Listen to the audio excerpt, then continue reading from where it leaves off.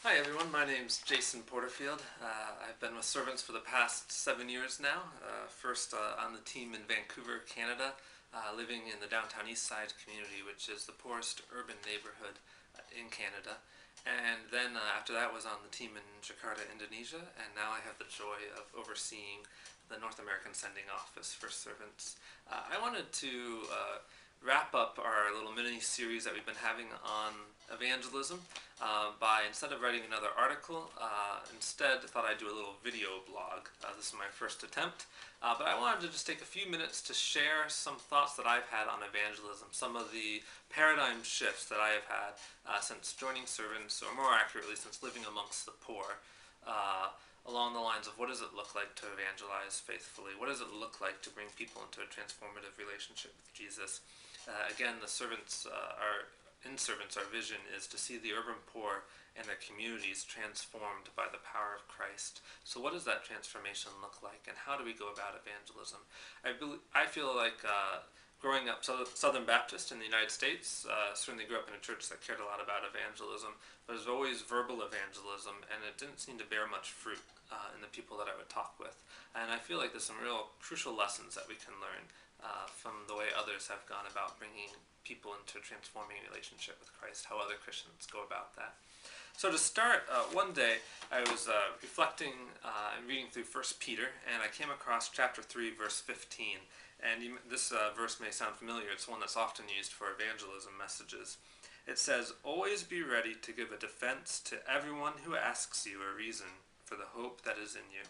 So always be ready to give a defense to everyone who asks you for the reason for the hope that is in you. And as I reflected on that, I suddenly had a very crushing thought. And it was, when was the last time someone initiated a conversation and asked me to give a reason for the hope that is in me, the hope that I have in Christ? You know, on my best days, and only on my best days, I was trying to initiate those conversations, and normally no one else was interested. The people I was talking to just brushed it aside, didn't bear much fruit. But when was the last time someone asked me? I could count them on one hand at the time that people initiated that. And then a second, equally crushing thought came along, and that was simply, perhaps the reason why no one is initiating and taking the initiative to ask me for the hope, why am I hope? What is this hope in me? Is because it doesn't look to them like I'm hoping in anything different than what they are hoping in.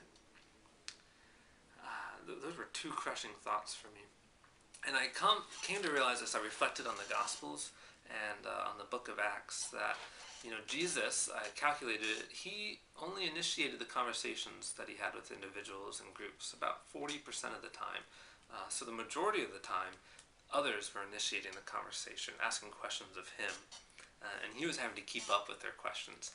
But even more astounding is when you look at the book of Acts, every single sermon that is written down in the book of Acts, so whether these are like the sermons after Pentecost, when Peter preaches and thousands come to Christ, every single one of those sermons or messages is preceded by an event that causes the crowds or an individual to become fascinated, curious, or infuriated to the point where they make an accusation or they ask a question, and the sermon is the Christian's response to that question. And that's where I came to realize that evangelism that bears the most fruit, evangelism at its best, in my opinion, is when our explanation is trying to keep up with their fascination. A helpful question that I've come to find as I try to evangelize now is, when I move into an urban poor neighborhood, I like to ask two questions. One, how do I see God's kingdom values already at work here? What aspects of this community are already in line with God's love for the poor, for marginalized, God's compassion, his justice, etc. And then also, what aspects of this community are least in line with God's kingdom values, God's character? And then, as part of a team of Christians or a community of Christians, we try to cultivate a countercultural culture in which we embody the character of God, this kingdom value that's so painfully absent in this community, and then we welcome others into it. And when you do that, it stands out. and so trying to keep up with people's fascination and questions is quite a challenge. So an example, when I was on the team in Vancouver, some of us spent some time voluntarily homeless, and we walked away from that time realizing that people weren't so much starving for food in that neighborhood as they were for friendship. 88% of the residents of the downtown east side live alone, whether that's on the streets or these little one-room, tiny room, single-room SROs. And we just began to realize that hospitality was going to be crucially important. Welcoming people into community was going to be crucially important for the restoration of this community. So we had been thinking of living in those little SROs with our neighbors, but then we realized, no, we need to have a place that we can welcome them in and experience community and family. So many that grew up in the foster care system or come from broken families now. And so, neighbors started to join us for meals, not just to get free food. You could do that 23 times a day elsewhere in the neighborhood, but to cook with us, to sit around the dinner table as family, to laugh, to tell stories, to hang out afterwards. And we also started something called prehab. So these were men and women that hit rock bottom. They want to break free from their addiction to crack or heroin, and they go to one of the rehab programs there and say they wanted to enter into the program, but every bed is full, and so you have to wait for someone to graduate or to drop out of the program. And that can be anywhere from a couple days to a few weeks that you're waiting.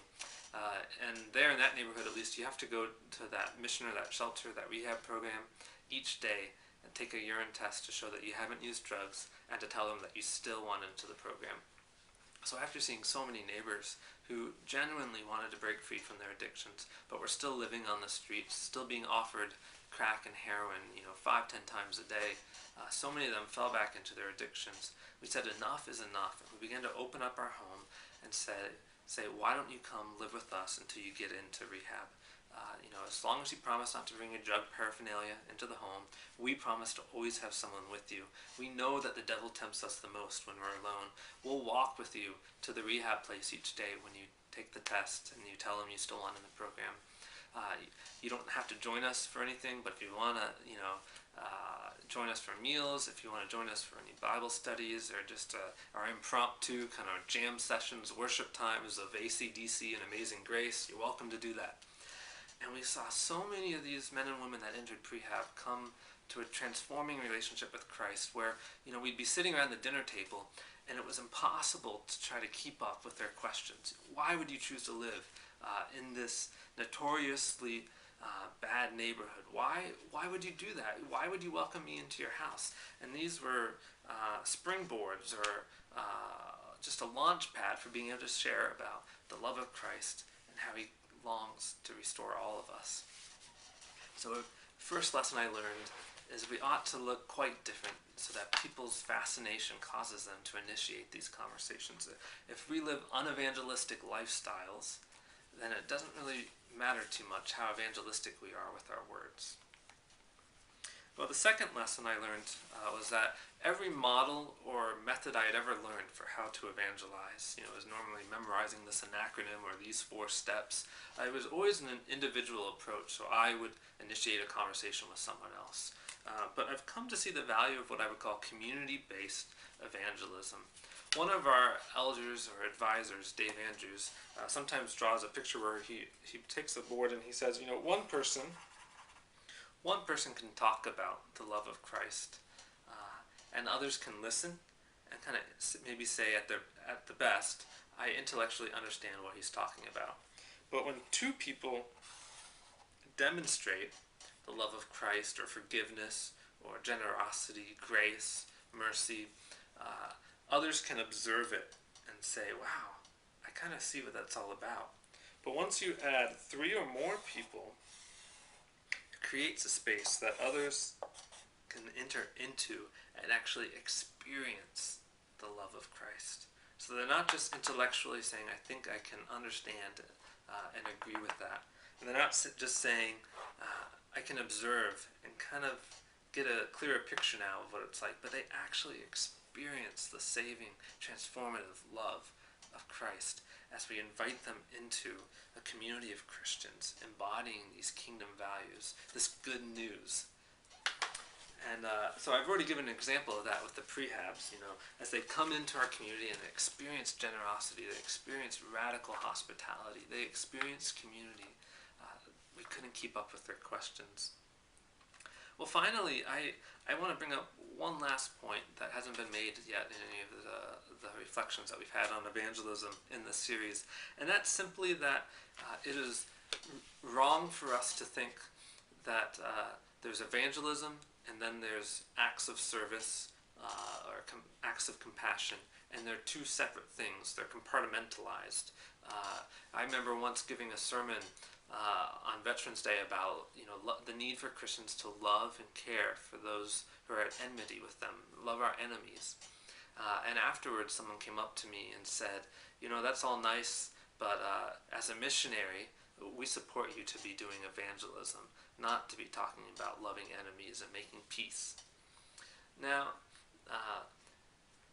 there's debate, there's a whole talk I could give on that alone, but the point I want to make is just this person had a dichotomy, compartmentalized, peacemaking from evangelism, and saw no integration or overlap. And I want to challenge that false assumption and say, actually, as I studied the early church and in my own 7 years as a missionary or servant, I tend to find the most fruit or the most transformative evangelism is actually coming from how I care for others.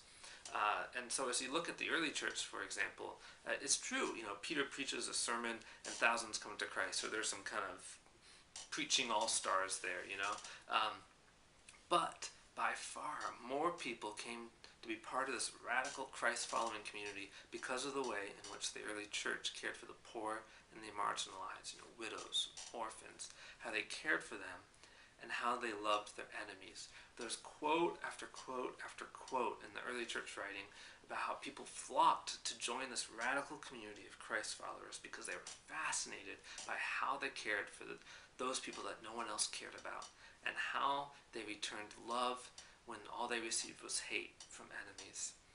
And that was where the most fruit came from in evangelism. These two things, these two acts of service that many would say have nothing to do with evangelism. So again, I want to just ask you to reevaluate what I would say is a false assumption about this compartmentalization of evangelism from compassion, acts of mercy, and say perhaps the most evangelistic thing we can do is care for the poor.